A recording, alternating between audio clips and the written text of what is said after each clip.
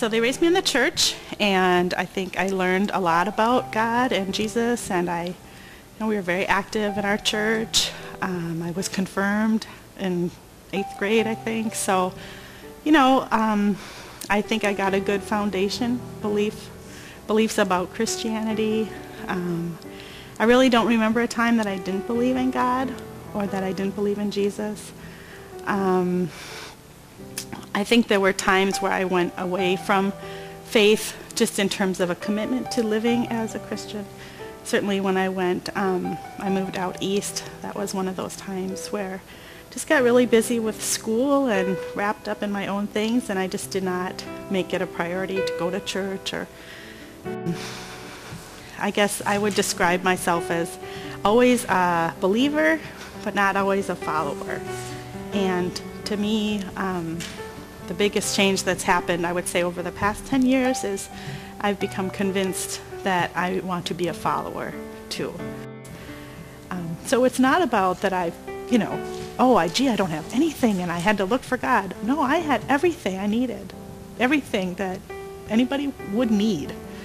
And yet I didn't have that feeling of satisfaction and that feeling of peace and that feeling of, God will lead me.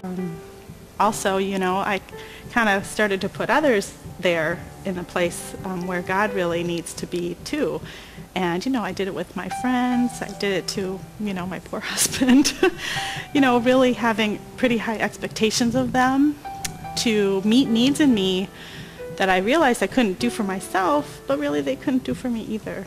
And, it was really hard on my marriage and my friendships, and, at the same time I had pretty high expectations of myself too, so it's kind of a setup really, to be not happy and to be constantly striving for something that really wasn't ever going to happen, and it was really striving for control and perfection and these things. And, it's taken me a long time to realize that is sort of fruitless, that striving. I think I've learned, things go better when God is in control.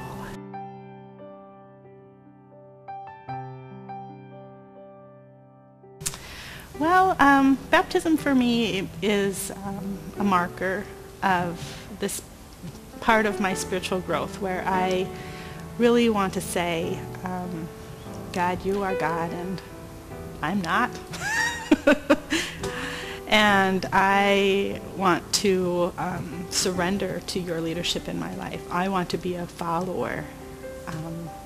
I want to strive to hear the voice of the Holy Spirit.